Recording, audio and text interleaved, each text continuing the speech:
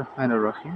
এই ভিডিওটিতে আমি আপনাদেরকে যে বিষয়টি দেখাবো সেটি হচ্ছে যে ২০২৪ সালে এইচএসসি পরীক্ষায় আসা ইংরেজি দ্বিতীয় পত্রের ৮ নং এ যে প্রশ্নটি ছিল সেই প্রশ্নটির সলভ এবং এর ব্যাখ্যা।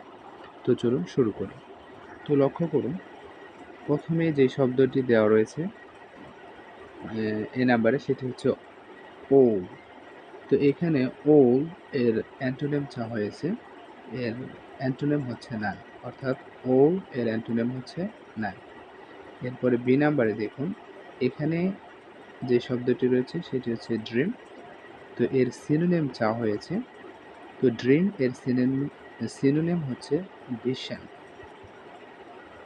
এরপরে সি নাম্বারে লক্ষ্য করুন, এখানে যে শব্দটি দেওয়া রয়েছে সেটি হচ্ছে জেনারেলি। এর অ্যান্টোনিম চাওয়া হয়েছে। জেনারেলি এর অ্যান্টোনিম হচ্ছে স্পেশাল। এরপরে ডি নাম্বারে দেখুন, ডি নাম্বারে যে শব্দটি রয়েছে সেটি হচ্ছে অ্যাপিয়ার। এর অ্যান্টোনিম চাওয়া হয়েছে। অ্যাপিয়ার এর অ্যান্টোনিম হচ্ছে ডিসঅ্যাপিয়ার। এরপরে ই নাম্বারে লক্ষ্য করুন, এখানে স্লিপ এর অ্যান্টোনিম চাওয়া হয়েছে।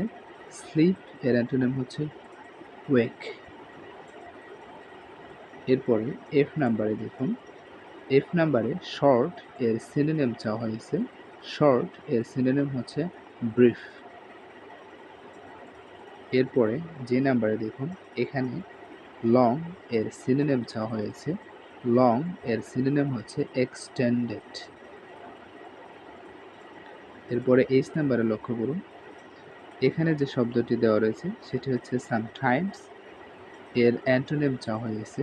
সামটাইমস এর অ্যান্টোনিম হচ্ছে অলওয়েজ।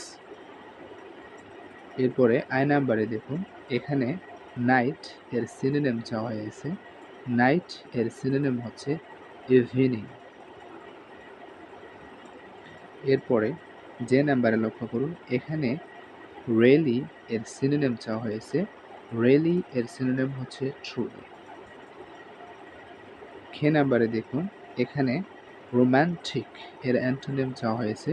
রোম্যান্টিক এর অ্যান্টোনিম হচ্ছে আনরোম্যান্টিক। এরপরে এল নাম্বারে লক্ষ্য করুন, এখানে হরিবল এর সিনোনিম চাওয়া হয়েছে। হরিবল এর সিনোনিম হচ্ছে টেরিবল। এরপরে এম নাম্বারে লক্ষ্য করুন, এখানে এক্সট্রিমলি এর সিনোনিম চাওয়া হয়েছে। এক্সট্রিমলি এর সিনোনিম হচ্ছে এক্সিডিংলি। এরপরে এন নাম্বারে লক্ষ্য করুন, এখানে নাইটমেয়ার এর অ্যান্টোনিম চাওয়া হয়েছে। নাইটমেয়ার এর অ্যান্টোনিম হচ্ছে প্লেসান্ট ড্রিম। প্লেসান্ট ড্রিম। এরপরে চলুন আমরা এগুলোর ব্যাখ্যা দেখব। তো দেখুন, এখানে এ নাম্বারে যে ব্যাখ্যাটি রয়েছে সেটি হচ্ছে ওল হলো একটি নির্দিষ্ট ডিটারমাইনার যা অনেক কিছুকে বোঝায়। এর বিপরীত হলো নান, যা কিছুই না বোঝায়। এরপরে বি নাম্বারে দেখুন, ড্রিম একটি নাউন যা কল্পনার বা চিন্তার রূপ বোঝায়। এর সমার্থক ভিশন।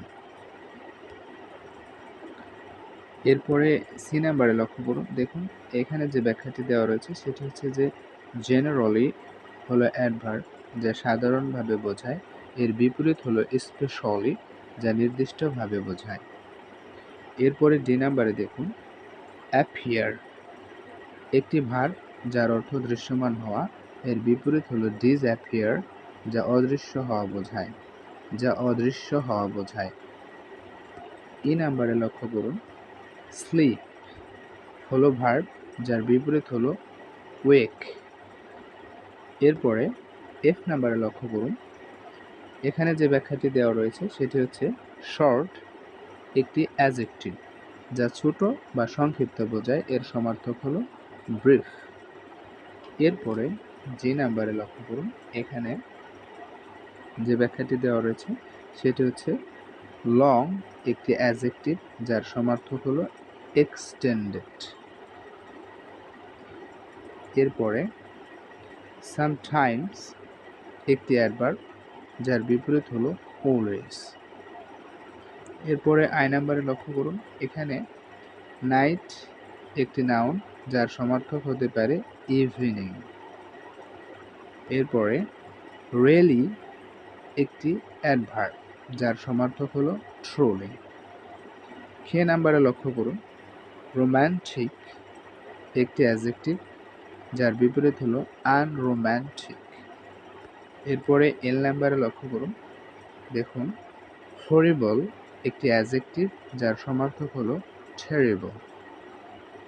এরপরে এম নাম্বারে লক্ষ্য করুন, এক্সট্রিমলি একটি অ্যাডভার্ব যার সমার্থক হলো এক্সিডিংলি। এক্সিডিংলি এক্সিডিংলি যাই হোক, এখানে উচ্চারণে বিভ্রাট হতে পারে। আমি আবারও বলছি, এক্সট্রিমলি একটি অ্যাডভার্ব যার সমার্থক হলো এক্সিডিংলি। আশা করি বুঝতে পেরেছেন। এরপরে এন নাম্বারে লক্ষ্য করুন, এখানে যে ব্যাখ্যাটি দেওয়া রয়েছে সেটি হচ্ছে নাইটমেয়ার একটি নাউন যার বিপরীত হলো প্লেসান্ট ড্রিম। প্লেসান্ট ড্রিম। যদি এই ভিডিওটি ভালো লেগে থাকে তাহলে অবশ্যই লাইক, কমেন্ট এবং সাবস্ক্রাইব করে পাশেই থাকবেন।